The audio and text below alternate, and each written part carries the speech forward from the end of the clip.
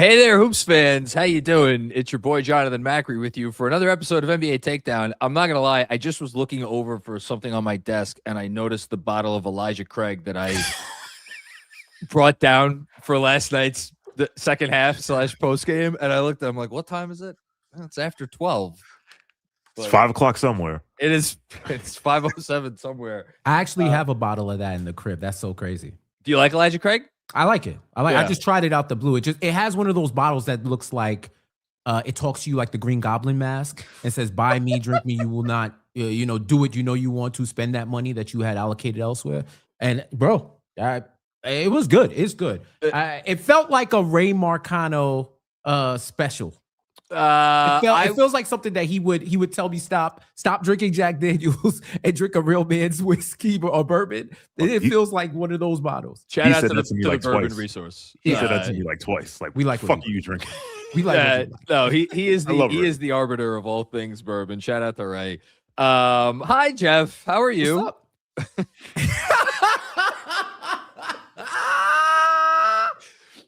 But in fairness, Shawn has it worse. Because his football team also he genuinely cares about. We got the unserious Olympics. Hey, both my football teams changed coaches, both in soccer and in the NFL. Changed coaches. My soccer team changed the coach while they're in current competition for multiple cups. This is like their third head coaching change in the last 3 or 4 years. I live this life, brother. I live this life. So like at this point, I'm just looking for somebody to be serious. You adopted the darkness. Jeff J was born in it. No. He adopted it. Hi, Shawn. Jeff roots for the reigning, defending champions of the world. I don't want to hear anything from Jeff. We have a standard, brother. I don't know. No, you are literally the standard. Is the standard. Chelsea are literally the champions of the world. So shut the fuck up. Number one. Number two, I don't want to have the broke bitch Olympics. However, my baseball team has signed. You know how many players they've signed this offseason? I'll give you a hint. It's less than one. My football team, you saw what happened to my football team. Your pro football team or your pro football team? Okay. Hey, Shawn McDermott is out there. I'll punch you in the legs. So is Mike Tomlin. Okay. Listen, we're going to try to talk about anything other than Knicks was lost. The basketball team we'll get to. We're going to get there. They're actually in the best position. My college football team just went 2-10. My college football team went 2-10. My college basketball team is bringing up the rear despite playing with the son of Carmelo Anthony. And my soccer team won a major European trophy this summer for the first time in 41 years and decided, you know what? We're going to fire the parallel between Tottenham and the Knicks. Okay. And they fired him to bring in this asshole from the 7th best team in London. And on Saturday, when they lost to a rival, the entire home crowd sung to the manager, "You're getting sacked in the morning." I am in absolute hell. So maybe I should pass this bottle along to you. I would have curried something your way if I had known this was how you were doing. How do you want to do this? I had the opportunity last night on the post game to kind of share my thoughts and feelings about the goings on right now. We've texted a few times, but I haven't heard firsthand from either of you. Jeff, you want to tee things off? Oh yeah,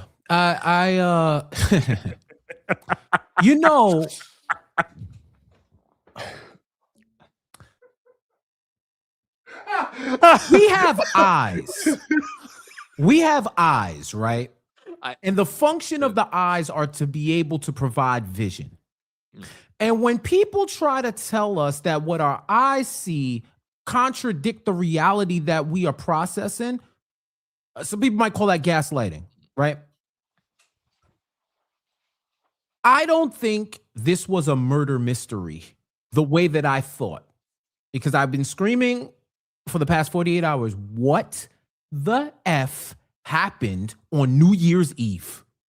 What happened on New Year's Eve? And I'm understanding now the question should have been, what happened the summer of 2024? Or I guess technically the summer, because September, I won't get into it, but it's like after Labor Day. It's October 21st is for official start of winter, whatever. But what happened in the summer of 2024? What this felt like a house of cards that finally somebody bumped the table strong enough to knock all the cards down.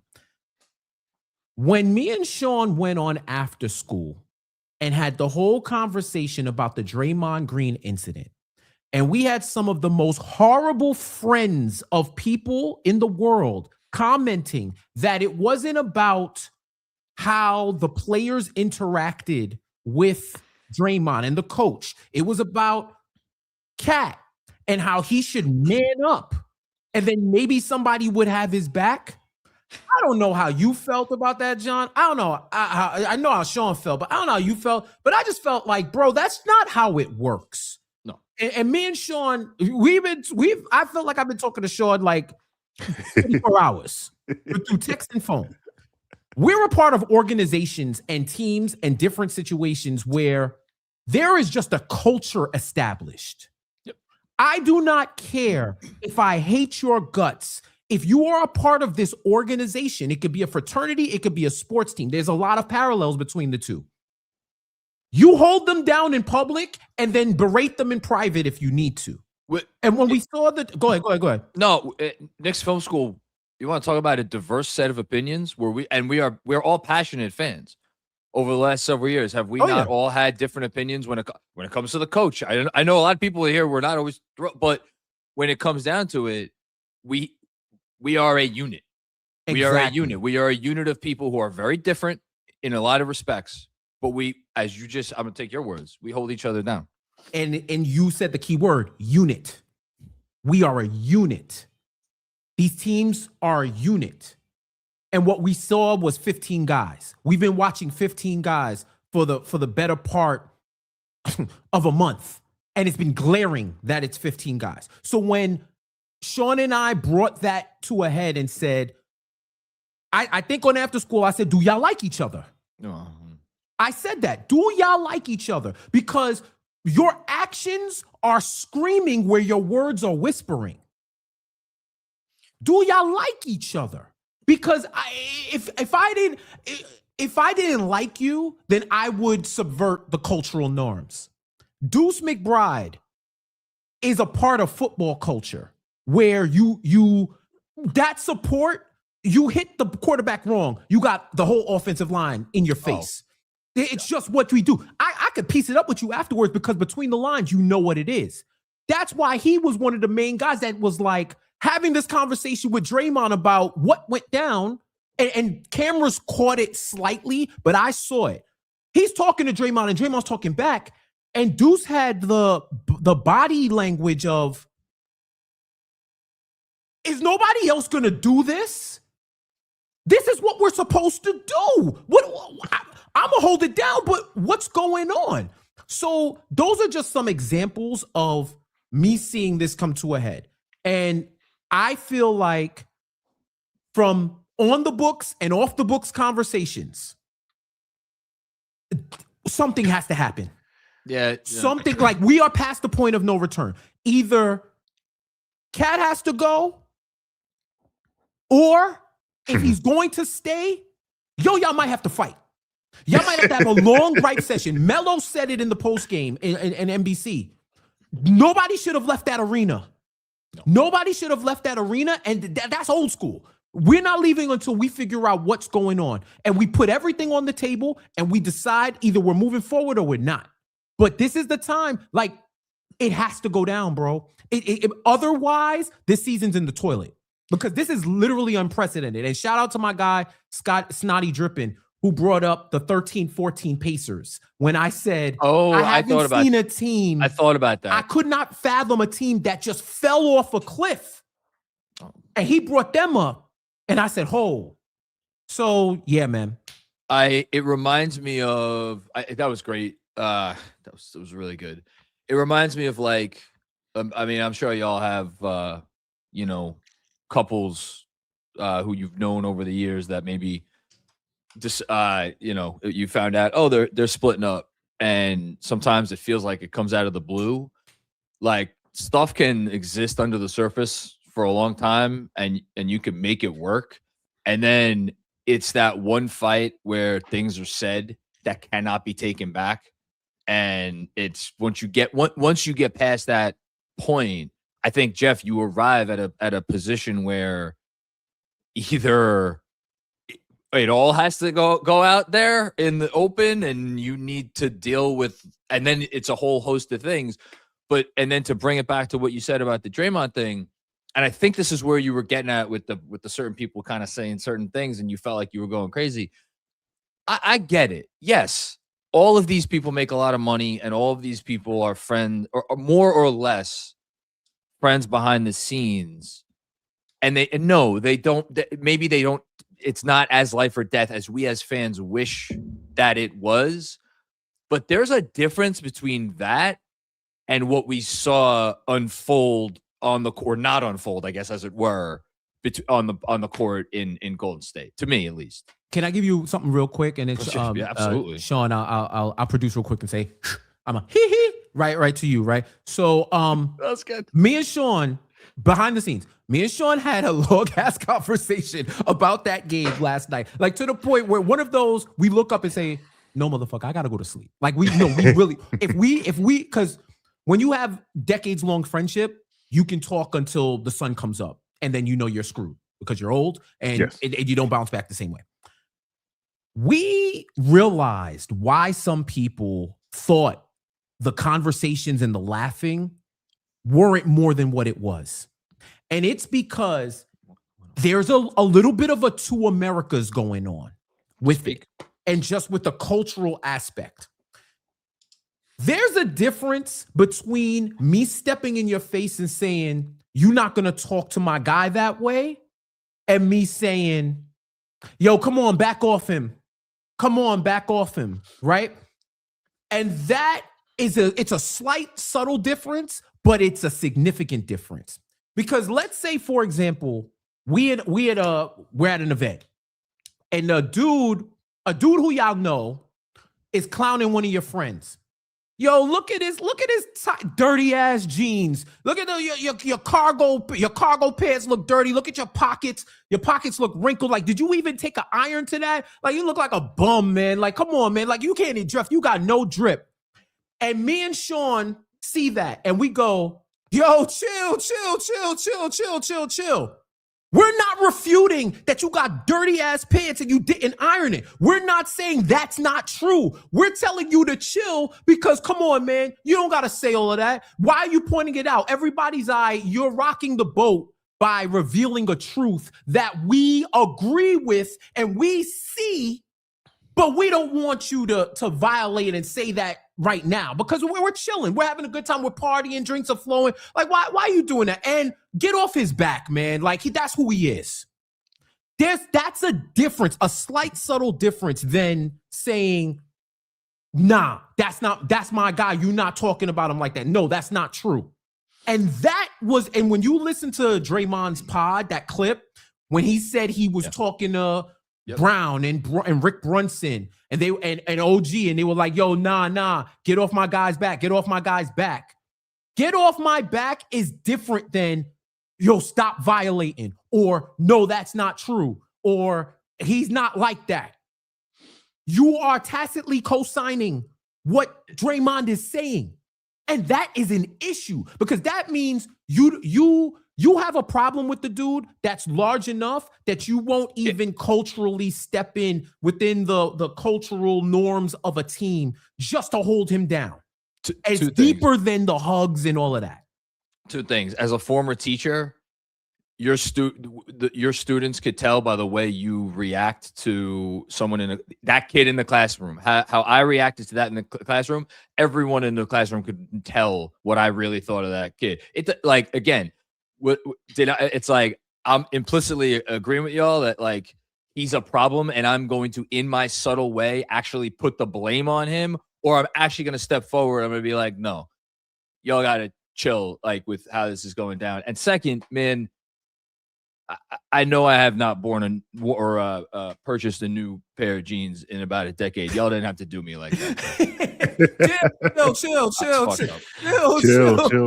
Like, you're not. It's like a Stephen A. clip. Like, that's not very nice. Come on, you're not wrong, but still, exactly. And to be fair, Cat has every right to be mad, and that was one of the reasons why we were going off the way we were going off. So he has every right, but there's two. Everybody's wrong, but he has a right to be wrong. I mean, he has a right to be mad. Again, not to bring it back to like a school analogy, but when you see a kid who is like getting all of the blame for whether we don't have to go into all the, but like there was a reason that person ended up in that mental state, you know, and it was a series of events and it was a series of choices made by those around him. And am I implicitly demeaning Cat by comparing him to a high schooler or a grammar schooler? I guess maybe a little bit, but like I don't know how he's clearly an emotional guy. Like I don't think am I saying anything out of turn by saying that? I don't think so. You know, it is what the situation is. So this thing did not develop overnight. Now we don't obviously know all the behind the scenes stuff and what has gotten us to this point, but this doesn't happen overnight. Like, this does not happen overnight.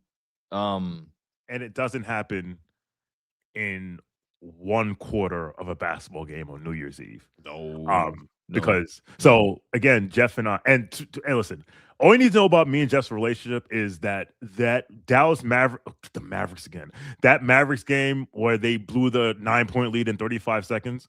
I called Jeff and Cedric and talked to them for like a half hour and just like, what the fuck?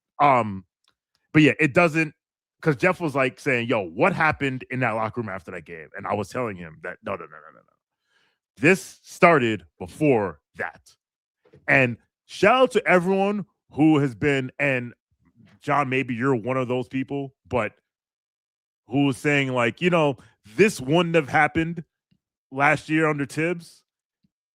Yesterday during the post game, you were kind of like, well, at least Tibbs, to your point, Tibbs would not be going about this the way that Mike Brown is going about it, where Mike Brown's just like doubling down and tripling down and be like, screw you and whatever. And by the way, Jeff, as we said on After School, I was like, the way Mike Brown is giving Draymond a hug, that is not by accident. We said it. But ultimately, Tibbs is also the same person who Obi Toppin almost went full Bernie Mac on after that game, where he was like, yo, this dude is wild. Like, and I say that to say this was a ticking time bomb, and I don't think any coach could have fixed it. Tibbs' solution was, I feel bad saying this. He would have put his head in the sand. You literally just took the words out of my mouth. Tibbs' solution was to bring it back to basketball. Yeah. And if it doesn't have to do with basketball, I'm not going to engage with. But in terms of Tibbs' principles, one of his principles was like, I'm just not going to say anything in the media ever. Yeah. You know, and for better or worse, fans hated it because fans was like, "You listen to this guy," but I think players generally appreciate it. Yeah. So I say that to say this was a ticking time bomb. John, you said this so many times last year. Well, I don't know. I don't think this team really likes each other. I don't think this team really likes each other. And all it took was. It's like when there's a small crack in the glass, but the glass is holding on. But all it takes is the one person hit the wrong way, or a raindrop or something. All of a sudden, and to me, I think the shattering. It wasn't San Antonio. I know where you're going with this. It was Detroit. Huh. That's interesting. Because that's the game where they got punked on national television, and Karl-Anthony Towns took 4 shots and had 1 rebound. And I think at that, and also then you have, and then on the roommate show, you got Josh saying, hey Jalen, read what I texted you. And he's like, oh yeah, we letting these blah, blah, blah, blah, blah, blah, blah, right? Like, that was like, at that point, that was the avalanche. That's when the avalanche started. But this had been building up for a while. But winning cures all. And when there's $500,000 on the line, you can put that aside. To your point about OG being a Mercier, for example, you can put that aside to win $500,000. But now, all right, the NBA Cup is. Funny thing is, for all the people that are shitting on that are blaming the NBA Cup hangover, the NBA Cup may have prolonged the inevitable. Now that is a take worthy of the show.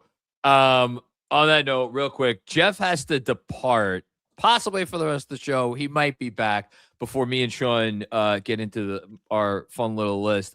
Jeff, last word before you have to get out of here. Make it happen, man. Whatever it is, make it happen. I fail to think that a team of veterans can't just come together and say, yo, we're going to check our feelings at the door. We're going to go about this and we're going to reach our goal. My question is everybody's goal the same? That's another issue. Do y'all all want to win the title? Do y'all just want to get accolades? Do you want to chill? Are you just here to work? Everybody's focus needs to be the same, and you need to put it out. Whatever your why is, the team should know. Because you can operate on multiple whys as long as you know what the person's why is and you don't got to guess. But for a championship team, y'all have to at least be unified in one goal, and that should be to win the title. And if they're not, then everything we're saying is just moot at this point. I just don't. I cannot accept that these guys are about to let this season collapse in the way that it's going to, where they were 23-9 a month ago. A month ago, nobody was talking like this. There was no issues. At least the issues, they were able to overcome it.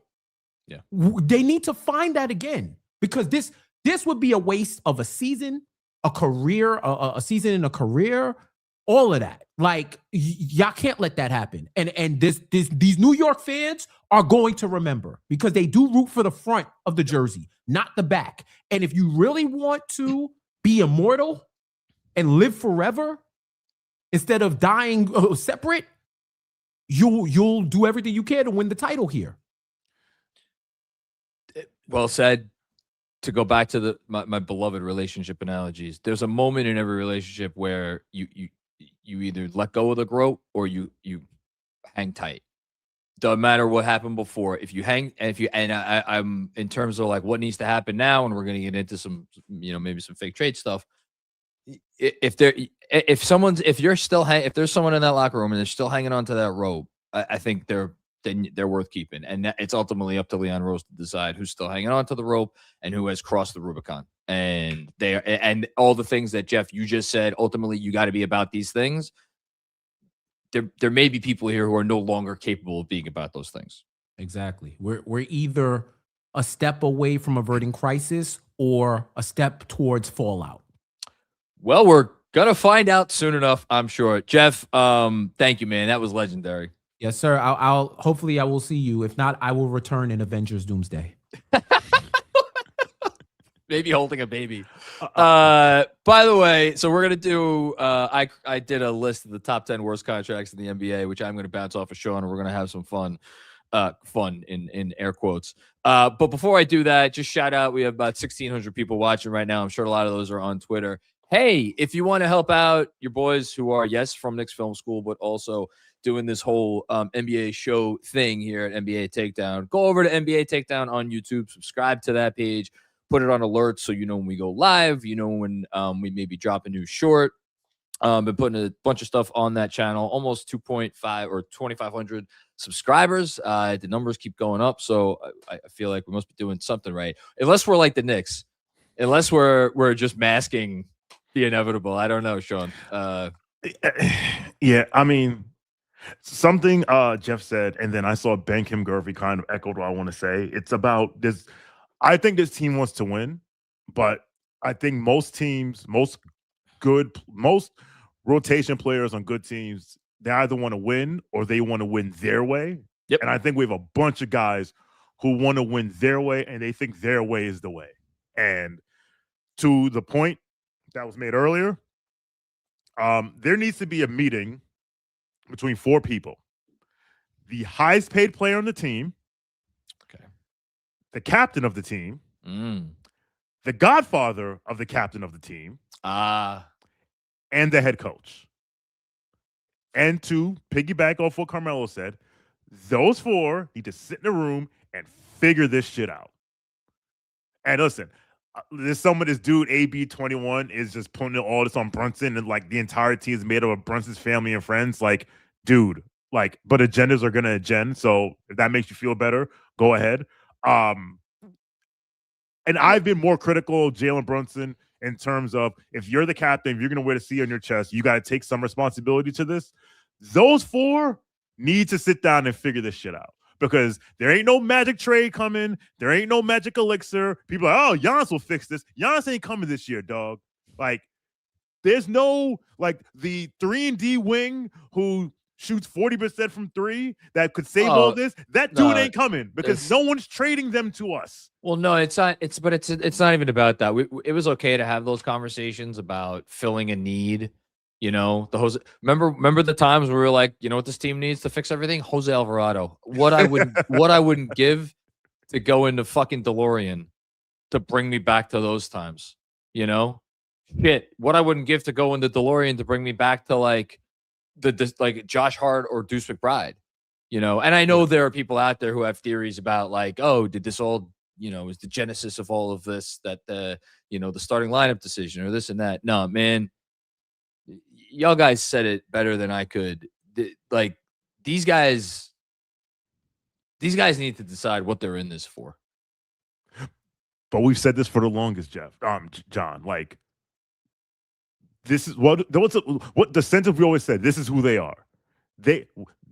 Jeff and I said it last year. They have to decide who they want to be. And right now, this is who they want to be. And honestly, who they are fucking assholes. And that's where I want to go back to the Brunson thing. It is not that Brunson is blameless. When you have a situation that has gotten to this point, and by the way, let me just say, sorry, I know I'm jumping. No, go ahead.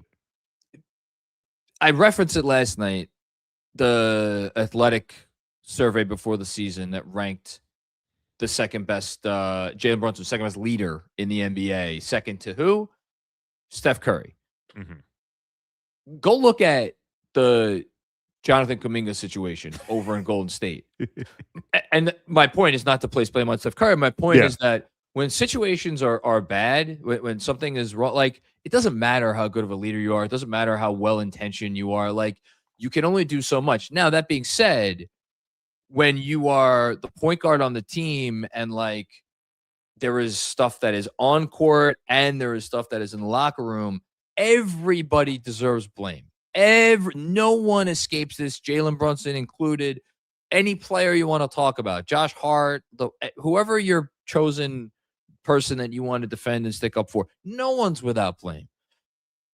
Least of all Tom Thibodeau, who, again, like, there is something to be said for letting situations fester. You know? Yes. To be just blunt about it.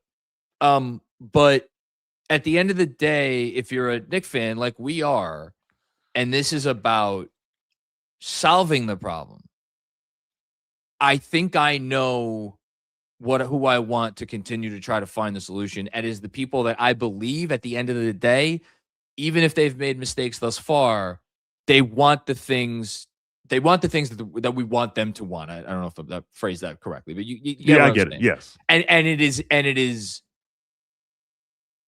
vitally important to them, you know? And it is not just like yeah, great. If we win, wonderful. But at the end of the day, I'm going to care about this, that, and the other. No, it has to be the winning is the number one thing. So, all right, you want to do my list?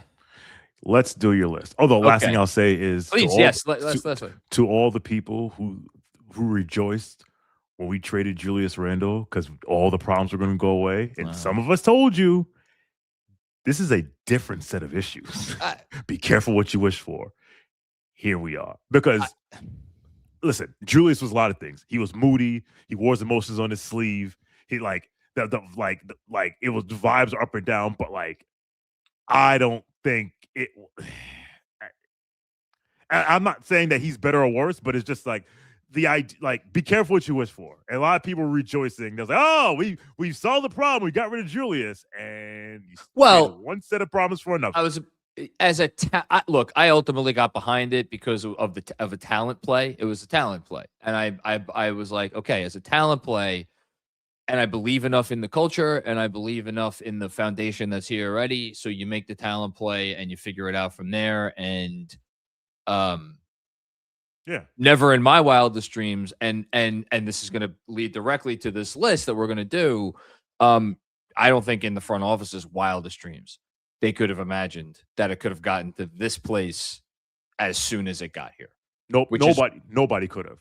Which is why we're about to go through what I think are the 10 worst contracts in the NBA, and spoiler alert,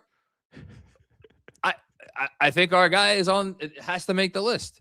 So before I get to my top 10, and this is why, again, all the people who want the Magic trade to solve the problem, this is not going to be easy. Now, nobody is untradeable. I like people who I've deemed to be maybe the worst or one of the worst contracts in the NBA have gotten traded before. Oftentimes it is for someone else that has a terrible contract or for a poo-poo platter. But if you're thinking, all right, let's just move Towns for X, Y, or Z, that's my point in trying to do this. I want you to push back on me, because if you think this list is bogus, I want you to tell me. First, some honorable mentions. Okay. So I have 5 honorable mentions. First honorable mention is Jeremy Grant. Why is Jeremy Grant relevant? Because Stefan Bondi mentioned in his I forget what it's called, the bonus feature that the Post offers. He put out a trade, and it doesn't work fully under the money. There would need to be other parts, but Jeremy Grant and Drew Holiday for Karl-Anthony Towns. And I thought that was interesting because Jeremy Grant is a guy that I've kind of felt for a little while is up there. He has $32 million he's making this year, $34 next year, $36 million player option the year after that. He's currently 31 years old. The reason why he didn't make the list is I actually looked up his numbers, Shawn. Mm-hmm. The guy's still he's an efficient wing who's he can still defend. You could put him out there and you could play. I mean, I feel like most teams in the league, if they had Jeremy Grant on their roster, would probably play him 20, 25 minutes a night. Maybe 25 is a little rich. 20 minutes a night. Obviously, $100 million over the next 3 years is a lot to pay for that, but honorable mention. So, yeah. So I actually had him in, because I researched this. I actually had him in my top 10 simply because he hasn't played in weeks. This is not a new issue. He gets hurt. Yeah. Yes, absolutely. But I do think that it's good that you mentioned him, because I think so many people just forgot about him. And there's a reason. Yeah, but it's dude, to your point, he's getting paid an average of $35 million a year after this, for 2 more years after this year. Yeah. So not ideal. Honorable mention, Malik Monk, 18, almost 19 million this year, 20 million next year, $21.5 million player option the year after that. We have seen the value of small guards who aren't really point guards and don't defend. Colin Sexton was salary dumped, and he only has I think he has one more. I think he's not an expiring contract. He has one more, or maybe he is expiring. Who? Sexton. Sexton. I was looking at his contract. I'll tell you. Less money, less years. That's the point. Mm-hmm. So the notion, and look, Malik Monk's second in 6 man of the year voting. But he's not the defender that Sexton is. So I would argue that he's even a dicier fit. So again, honorable mention. This Yeah, what were you gonna say? No, I would say Colin Sexton free agent after this year. There you go. So, and again, salary dump. Yeah. Pains me to say this, but I had to do it. Emmanuel quickly.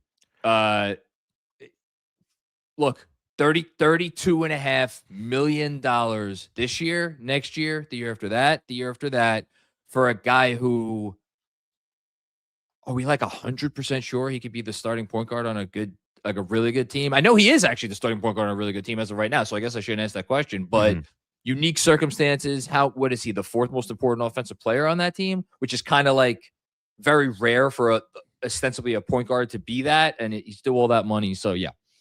I love Manuel quickly. I actually had him in my top 10. You had him in your top 10. Okay. Simply because, again, I think he could be a starting point guard on a championship team, but that championship team has to be very well constructed. And Emmanuel quickly is not good enough to say, like, all right, we're building everything around Emmanuel quickly. Like, he's not going to be the second. Maybe he's the third best player in our title team. No.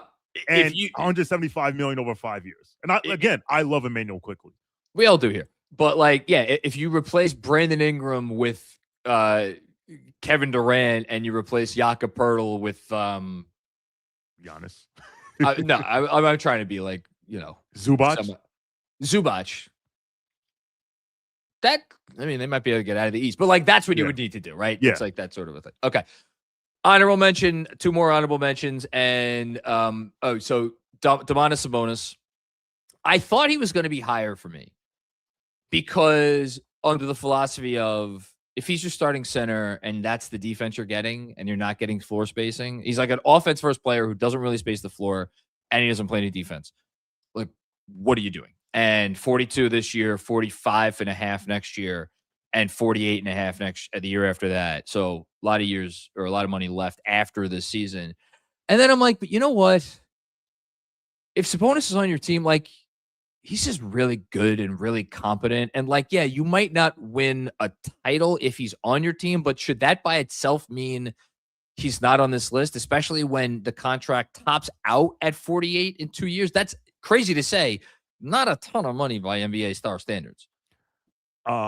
Shout out to the Knicks Film School postgame show watchers who taught you the word Timu because because Domantas Sabonis is Timu Karl-Anthony Towns. That's fantastic. So that's why I have him in. I had him as honorable mention territory because he's not making 50s. He's not making high 50s. He's in the high 40s. It's like he's just at the number where, to your point, like, are you going to win a title of him as your second? Are you going to win a title of him? Just on him as your on your roster at that number. Yeah, because if he's on your roster, he's going to be that number. Yeah. No, but he's a good player, and we've seen him be the first or second best player on the 3rd seed in the conference under Mike this head coach. So yeah, I have an honorable mention as well. And again, we could start getting into it. Like, if there was, let's pretend Mike Brown wasn't the head coach, and let's pretend like Domantas Sabonis wasn't injured. Like, if you brought me a trade today where it's like Cat goes out and like Sabonis and stuff comes in, again, I'm trying to not be reactionary with this list. I really am trying to not be reactionary, but like, man, I would think about that, know. But especially because I think Sabonis is a better pairing with Brunson because dude sets a mean screen and doesn't mind doing it. Okay, tie. Now we're at the list. This is a tie for 10th place. You ready? Okay, let's go. Two centers, and they're probably not the two you think. Okay. Jakob Poeltl and Jared Allen. Okay. I had both of them in honorable mentions. Okay. So they are, and honestly, I think you have them in a good place. Okay. Poeltl, 19.5 this year and next year, and then his 3-year 80 it's 27-3, 29-5, 27-3 extension kicks in. So he's already a guy who's like probably not even one of the 15 best centers in the NBA. Maybe he's like the 15th, 14th, 13th. Kind of gets hurt a lot. And he's got 4 more years at almost over $100 million after this one. And then Jared Allen sneaking in I know people, he's an all-star, like he's not on a max contract. Dude's playing barely half the game in Cleveland. He's averaging 26 minutes a game. He's routinely benched at the end of games. And as Jeff is here just in time for us to get into this, our top 10 here. So we're just at the top 10. I'm going through my honorable mentions. Nice. Y'all went 15 more minutes. There you go. So tied for 10th on this list, Pirtle, and I'm just going through Jared Allen. Jared Allen, $20 million this year, and then here's the extension: 28, 30.2, 32.5. Jared Allen's one of those guys who went from overpriced to underpriced to back to overpriced, because when he signed with Cleveland, and shout out to the Nets for just throwing him into that trade for absolutely no reason, but whatever. And they signed him for 5 for $100. A lot of people were like, 5 for $100, and then it was like, oh, they got a deal, 5 for $100. It's a great number. And then they extended him, and now it's like, all right. And the lights being too bright doesn't help him at all.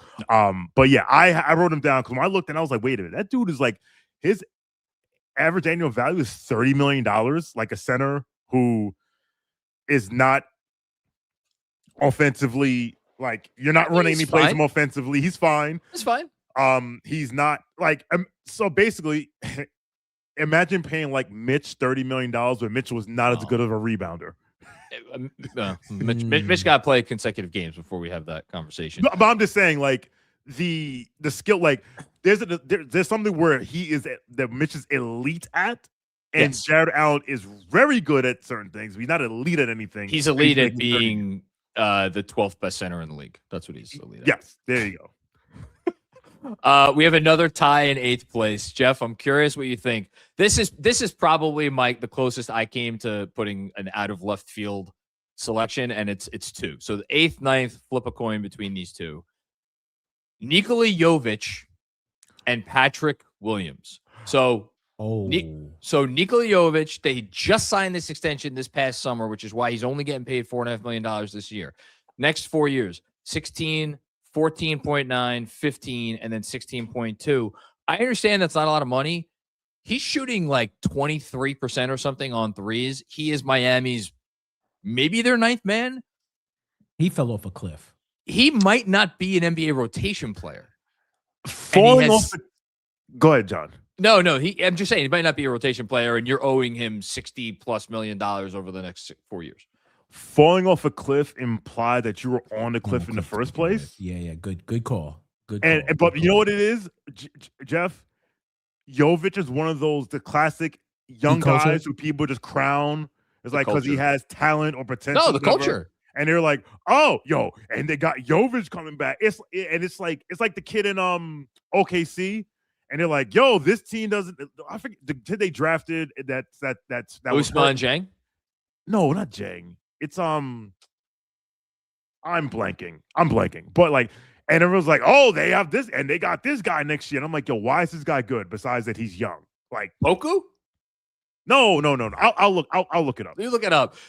Quick on Patrick Williams' ridiculous contract. The moment it was signed, $18 million this year, next year, the year after that, and then a player option the year after that. Again, we're talking about 2 9th men who are making, in the mid or high in the high teens. I know there's guys making a ton more money, but when you're getting like this level of production, I felt like I felt like it would be an incomplete list if I didn't have a couple of these guys on it. So that's why they're here.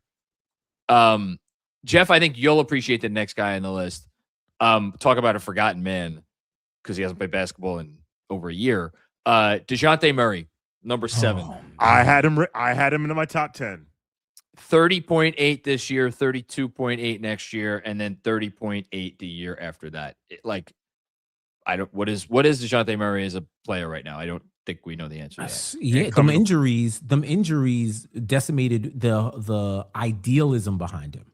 Yeah. Because I also think that trade to Atlanta, playing alongside Trey, that damaged his reputation and anything. Because when he came out of San Antonio, remember, he was this lockdown, 2-way playing defender, Mr. Triple-Double in San Antonio. Then he went to Atlanta and it was like, what happened? Where's this guy? Then went to New Orleans and got hurt. So now it's like, are you even a shell of a shell of yourself now. We don't know. You've become a $30 million unknown. That's a criteria for a worse contract. That's a lot of money to pay for an unknown.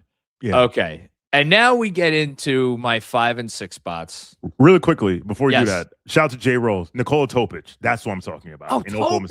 Yes, the guy. Oh, get well soon, Topic. Yeah, we'll get well soon. But everyone's like, oh, and they got Topic coming next year. I'm like, yo, what is this guy done? This is part of the reason why me and XJ are having an argument back and forth on Twitter about Halliburton. But let's see that, because I just hate when people crown.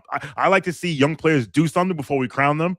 And that's an example. He's an example, and so is Jovic. Go ahead. So here's spoiler alert. Here's Kat. So you tell me which of these two players has a worse contract.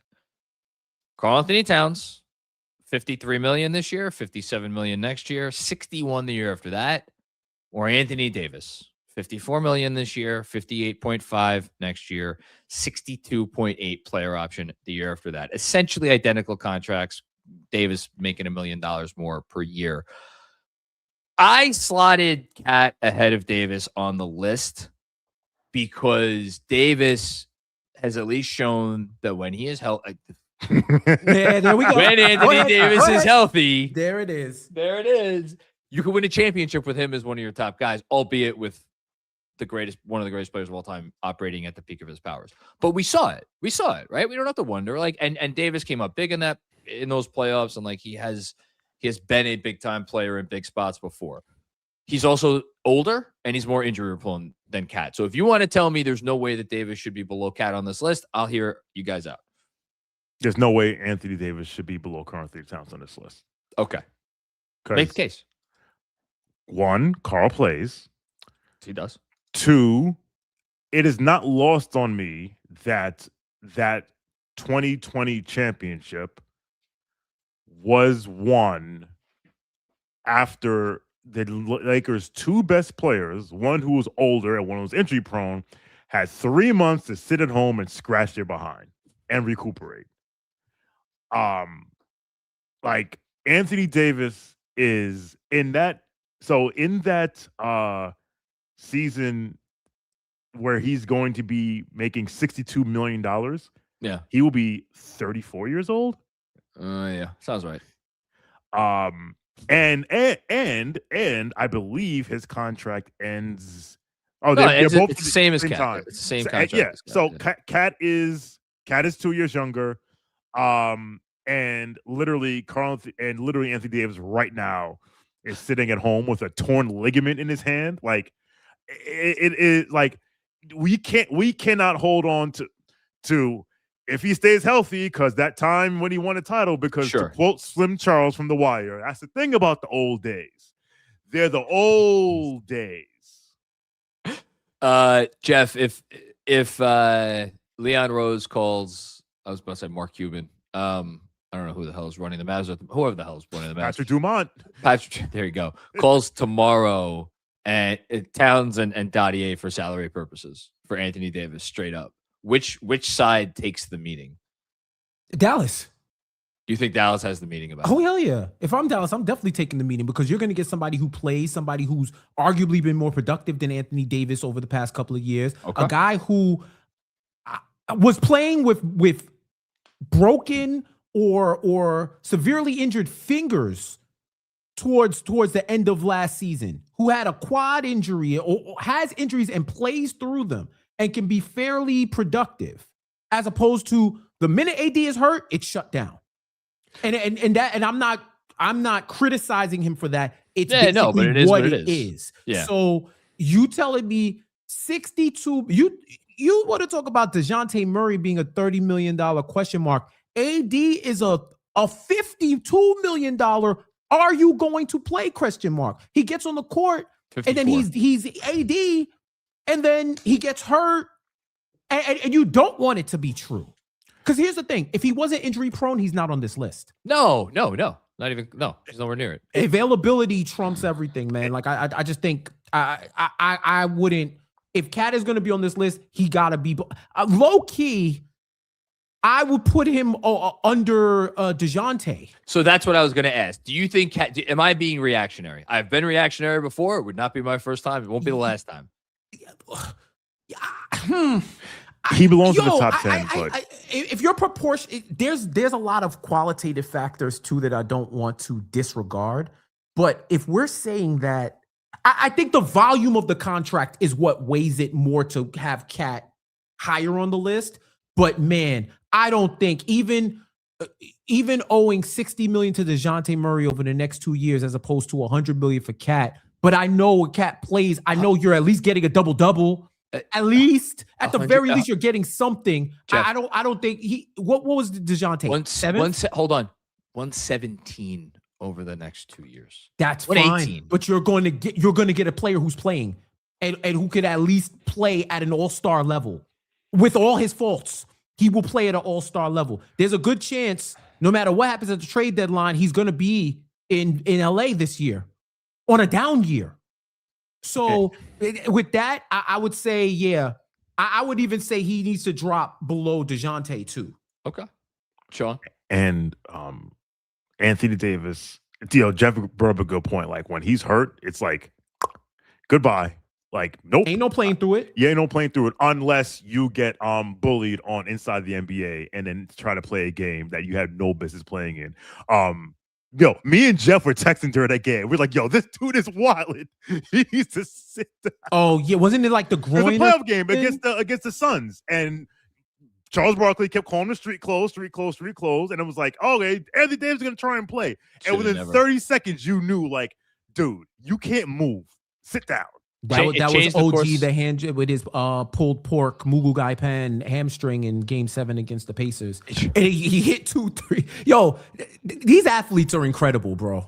Me, one time up the court, I'm doing the mic. I'm doing the point. You know when you go on a 6-0 run at the coach, I'm pointing right to Tibbs. Tibbs, I don't got it today. Oh, well, you know what? Did you check? Did you check the medical report? Did you go through your workouts? Did you stretch? Did you inject yourself with it? with medicine? The game tells you what to do. I'm like, Tibbs, the game is telling me I can't play no more, Brett. So look, again, trying to keep it a buck. If we did this pod forget a month ago, about a week ago. Towns probably not making honorable. He's not even. I don't bring up Towns. All right, a month ago. A month ago, I don't bring him up. Nah. Listen, I've seen teams win championships with terrible contracts. I think like it's not a terrible contract because they're losing. It's a terrible contract of like who the player is and how hamstrung. Like again, I just keep coming back to who wants this contract. That's what I keep coming back to. We're talking about Charlotte unloading. I'm going to write about this for the newsletter tomorrow. Like, go look at Charlotte's books. They have some, you want to talk about some poo-poo money? Stinky poo-poo money. That is not that you want tied to a bunch of 8th, 9th, 10th, 11th men. Mm-hmm. But that's like, could you foresee them being like, yeah, sure. What the fuck do we have to lose? We're Charlotte. But that's the sort of thing where it's like that, you know? I just think to your point, and I've been thinking about this the last few hours, day and half of 12 hours, whatever. How many other teams would have traded for Karl-Anthony Towns last summer? It's my biggest my personal today. My biggest question that if I could find out one piece of information about all of this, I would want to know if they ever broached the top, like considered that. Like I want to know if Leon Rose sat down with his staff after the season ended and be like, all right, we got to explore this. I have no idea the answer to that question. Well, I guess the world will never know. That Jaylen Brown $300 million contract, how that looking now? Want to talk about contracts that got panned?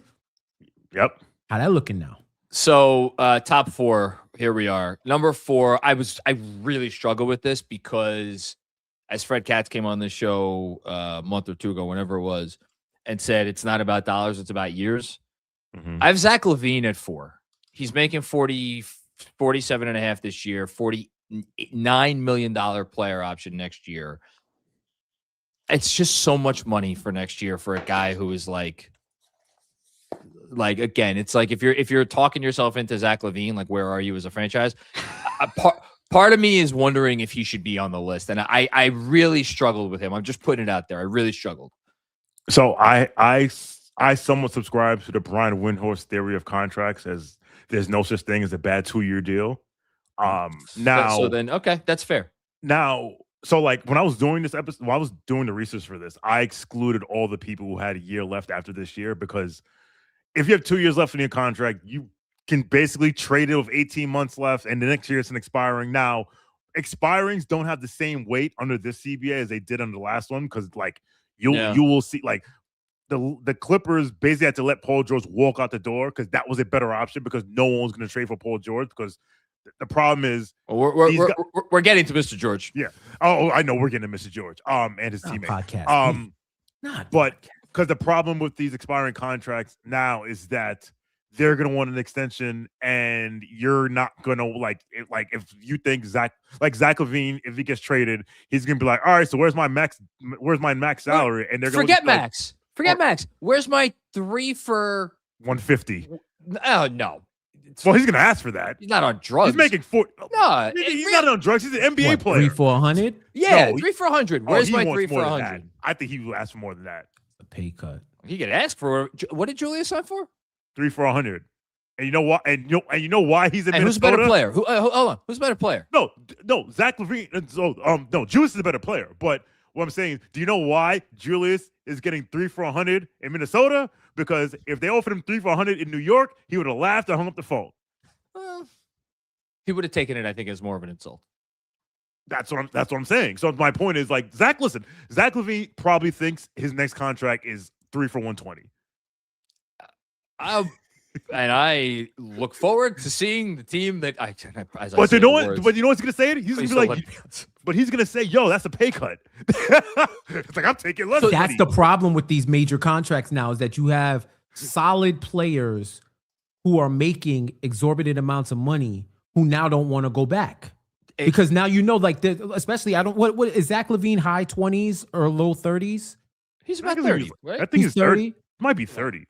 He has one more big deal in him. Yep. He has one more big deal left before it's journeyman taxpayer mid-level exception land. He's 30. He turns 31 in March. You guys hearing you talk about this, I feel actually more justified putting him at 4, because this is not the NBA of 20 or even 10 years ago where we're going to go the cap space route. No, you have to churn. And the difficulty of trying to churn LaVine into something after that $50 or $49 million player option expires is going to be very, very difficult. Okay. Next 2 on the list, pick your Sixer. I have Embiid at 3 and Paul George at 2. Embiid, 55 this year, 58 next year, 63 the year after that, $67.5 million player option the year after that. Paul George, 51.5 this year, 54 the year after that, 56.5 the year after that. Paul, look, and here's the thing. Both of these players are having okay seasons. Paul George is like a great 4th guy right now. I mean, not great. He's not having an efficient shooting season, but he's a really solid 4th guy on a good team. It's just not worth $160 million. And then Embiid is Embiid. It's like Embiid's extension hasn't even kicked in yet, right? Nope. Kicks in doesn't even kick in next year. It kicks in the sorry, hold on. This may be year. I have to look it up. I'm not sure. This might be year 1 of the extension. I'll tell you right now. By the way, it's absolutely hilarious when I go on Spot Track and I type in people's names and then it autofills the names. Like, oh, I've searched for your terrible contract more than once. You know what's crazy? What? I might put Embiid at 2 and Paul George at 3. Because I would put Embiid at 2. I think Paul George's body is going to hold up more than Embiid's. I think there's an argument for putting Embiid ahead of George, because George, again, I don't think anybody in the league is like who wants to win would be able to inherit Paul George's contract without fundamentally damaging their team because they would have to send out so much other money. But at least teams around the league, I guess, would look at Paul George and be like, yeah, he would help us win. Like, there's no question, like, Paul George could still help you win games. And it's not that Embiid can't, but, like, it's the extra year. He's so limited compared to what he once was. It's never going back to the way it was. Embiid is worse. You think Embiid's worse? Embiid will be earning. Okay, first of all, breaking news. I'm reporting this now that Embiid has picked up his option for 2028-29, which is his age 34 season, and he'll be making $67,396,000. When Shams breaks that in 3 years, I'm gonna be like, no, you didn't break shit. I'm gonna say this again. Shawn had this. In the year of our Lord, 2028-2029, Joel Embiid will be making $67 million. Okay. You want to guess my number one? My number one spot is not obvious. Do you guys want to guess? I wrote down, bro. I wrote down how many. Can I just give you a hint? No, don't give me a hint. Okay, I wrote down 20 names. Okay, I'm saying this. I wrote down 20 names, and you've mentioned. All right, there's only two possibilities. I think you have. If it's not that, I don't know. I bet it's not one of the ones you have. Because I'm not going to say. Who are the two you think? Bradley Beal and Damian Lillard. No, because Bradley Beal's bought out. He doesn't even qualify for this. The reason I said that is because Damian Lillard is getting the Bucks. No, neither of them qualify. No, only because the Bucks have a $22 million hold on their books for the next. Okay, fine. No, neither qualifies. Okay, Jeff, neither qualifies. Okay. Do you want to take a guess? I don't think you're going to get it. I'm trying to look at the names on my list that you've already. Shawn, it's not on your list. Jeff, you want to take a guess or no? Who's your number one? Yeah. I have three names. I'll see if Jeff can guess one of them. I'm trying to think. I'm gonna talk. I'm gonna filibuster so that Shawn doesn't excoriate me about being silent when it's a podcast. Damn, who could it be? I have to give you all the hint because it's not. I think. Yeah. Can I throw out my names? Yeah, throw out your names. Okay, here are the four names that I have that you didn't mention: Jalen Green, no; Rudy Gobert, no; Brandon Ingram, no; Zion. All guys I would have considered as honorable mentions if I had done a longer list. One more name. Kevin Durant. Oh my God. What do you no? Kevin Durant's gonna be making $46 million. One of the 10 best players in the league this year. He's gonna be making $46 million at age 39. I don't care. Jeff, what? Is it Ja Morant? No, I would have, you know what? He should be on the honorable mentions list. No, the guy who's number one would not have been anywhere near this podcast 24 hours ago, and it's the guy who tore his ACL last night, and that's Jimmy Butler. So 54 million. Look, I'm sorry. Wow, 54 million this year and 56.8 million next year. He might not play basketball for the rest of his contract. And if he does come back next spring, how old is he? 35? Like, I know he thinks he's going to come back and be a productive player, but I don't know how I'm supposed to put anyone else at the top of the list other than the guy who may not play basketball while making $57 million next year. So the reason why I didn't write him down in the list was because of the 2-year rule, because he has this year and the next year. That's fair. But to your point, if Zach LaVine can't get traded because no one wants to entertain extension talks with him, who's taking Jimmy Butler? You could have asked that question. Hold on. You could have asked that question before the torn ACL. And now the fact that he's again, I feel bad saying it, but this is the way it is. Here's what got him to number one for me. I looked at him and I looked at Paul George, and I'm like, if every team in the league could pick between Paul George and Jimmy Butler, everyone would pick Paul George because at least he's gonna play basketball games. That will be the Larry David meme, like that. Well, I saw Jimmy Butler and I was like, all right, it's a 2-year contract, but good Lord, but you know what's funny? John? When they traded and signed him, the day that happened, I said to myself, they have to win the title this year or else it's gonna get spooky. and it has gotten beyond spooky at this point. But yeah, that's a good shout because, and listen, Jimmy will make us think about his contract extension with his leg in a cast. Like, where's my money? He can have one leg and he'll make us think about his contract. You know? Anyway. All right. I ain't got nothing left to give. Jeff, take us home. If you ever wanted to witness a Game 7 environment, aside from the NBA Cup final in the regular season, tune in to your League Pass or MSG networks tomorrow. Or the Yes Network. Or the Yes Network. Well, they're all on Gotham Sports, the worst streaming app in the history of mankind. Worst. Turn into Gotham Sports, turn into League Pass, or however you tune into the NBA. I might do a watch along for that. And watch and Shawn, you want to do a watch along with me? Yes. Watch Knicks Nets on Wednesday. Because this is the first time. I think this is the first time I can honestly say as a Knicks fan that I am fearful of what happens if they lose the game.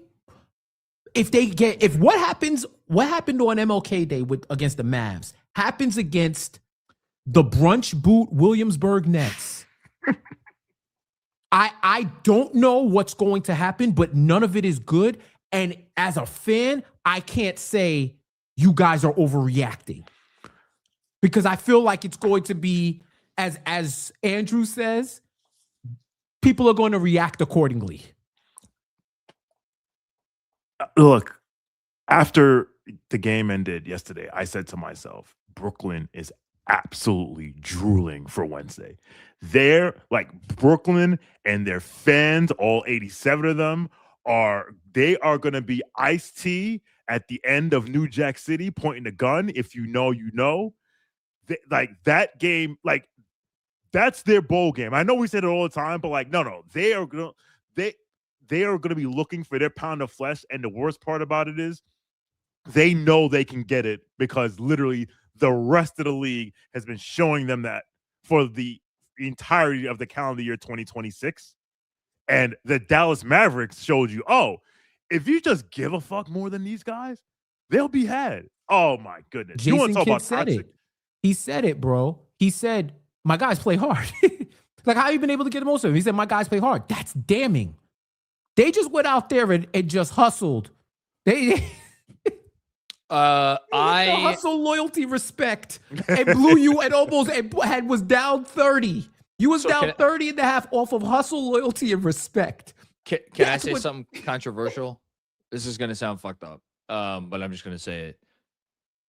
I actually think in some ways the worst thing was if they win. If they go out there and smoke the Nets and they come out there and they put a hurting on a team that is not good, but they go out there and they put a hurt on it. Mm-hmm. What are you supposed to do with that? Nothing. I'd ignore it. Nothing. But that's my point. So do you ignore it or do you did these guys figure it out amongst themselves or? You know what would happen? Because that is a possibility where they come out and they just all right, let's lock in and absolutely smoke the Nets. And then after the Nets, it is if my stupid iPad will load. So they got some real competition coming up. It's Saturday. It's on. Perfect. And then then they go and get the Sixers and the Sixers clap them for the third time. Then it's all right. Okay. So what would be what I think would be the toughest scenario. Let's say they smoke the Nets, then they go and they are okay against the Sixers, but we're watching and are they really giving it their all? Or are they reverting back? Or if it's this wishy-washy bullshit between now and February 6th, that's what there's a part of me that at least if they go out there tomorrow and it's basically the same thing that we saw against the Mavs, it's okay, it's a matter of are we trading a big person here? Are we firing the coach? Are we doing both of those things? But something would happen, you know? as opposed to the in-between zone. So I don't honestly know. I feel like it's happening regardless, bro. And the problem with these next 4 games that the Knicks have, then each team has the problem is that the Knicks have put the bullseye on their back because every team thinks they can beat them. And they like the Nets are motivated for obvious reasons. The Sixers, because they're in their division, and they're like, we just beat them twice in their own building. Why can't we beat them again? The Kings are like, we just bust your ass last week. Yeah. Why can't we do it? No, again? there's no team that they should play right now and feel great. Yeah, the Raptors are gonna be like, we owe you a lick, and then the Trailblazers are like, we owe you a lick. Yeah, everyone. Riyadh had this comment. I wanted to put it up because he was trying to super chat. And apparently, we that you can't do that yet because we're I guess you maybe need a certain amount of subscribers. I wanted to say I can't wait for the tell-all book in 15 years when we could finally see what actually happened. That book will be out in 3. I was about to say that book might be out in sooner than you think. Let's just I'll leave it at that. This is great. I needed a little session like this, guys. And there's no one I would have rather done it with than you two. Jeff, thank you for your wisdom and insight as always. Yes, sir. You already know. I do. And Shawn, final word? No, I mean, listen, man. At the end of the day, to quote the wise and sage like Benjamin Ritholtz, players have agency. So you can blame Leon, you can blame Mike Brown, you can blame Rick Brunson, you can blame the trainers, you can blame Dolan for going on the radio and I blame Cam Reddish. You can blame Cam Reddish, you can blame Julius Randle, you can blame Elfrid Payton. At the end of the day, those 15 guys, particularly those 7 guys, it is on them to decide who they want to be. Because look, you change the coach and you're still on the same bullshit. And if you do what you've always done, you'll get what you've always gotten. So at some point, look in the mirror and say, what do we want to be? Do we want to put aside egos and agendas? Or do we just want to be a bunch of mercenaries who don't care because I make $30, $40, $50 million a year and I live in New York City? It's up to you. That is Shawn with a W, who is the Josh Hart of this show, except with a better jumper. And maybe less of a candy addiction. Jeff J, you're the man. Everybody out there, thanks for checking out another episode of NBA Takedown. Again, if you dig what we're doing here, go over and follow us on YouTube. The channel is NBA Takedown. And just really thankful to be able to have this outlet. We obviously talk about the league at large. Usually today, the most relevant conversation in the NBA is the Knicks, which is why we're doing this. But the combos were always good. So if you tuned in today and you like what you heard, even if you're someone that cares more about the Knicks than maybe the NBA, keep tuning in because we're going to have a lot more fun conversations down the stretch of this season. Everybody enjoy the rest of your Monday or Tuesday. Feels like a Monday, doesn't it? Yes, it does. A little bit. Yeah. And we will talk to y'all soon. Peace out.